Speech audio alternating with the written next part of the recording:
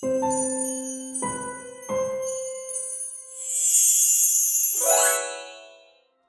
guys, Vicky here and welcome to another speed build. So today we are back in TinyGlade because kind of like half of the internet at this point, I have been obsessed with Clair Obscur Expedition 33. I absolutely adore the concepts, the art style, the artistic direction in the game, and so I just felt really inspired and I really wanted to try to build Lumière. And so I did, and so I'm sharing it with you guys today. I'm very happy with the end results, I gotta say. It did take me quite a long time to build. It took quite a few days and then another few days to edit. A lot of this got cut out and left on the editing room floor, as they say, because of the repetitive kind of nature of a lot of the elements, as you can see, especially for the curved Eiffel Towers, a lot of block construction type of things. So I cut a lot of that out for you guys' benefit, so hopefully that's okay. And yeah, same thing with the town part of it. I ended up cutting out a lot of it that was repetitive, but I still had such a good time building this. I just absolutely loved it. I did this with the game soundtrack playing in the background. It was just absolute bliss. But anywho, that's it for now, you guys. I'm just gonna let you enjoy the speed build, and as usual, I'll see you guys for the end results at the end of it.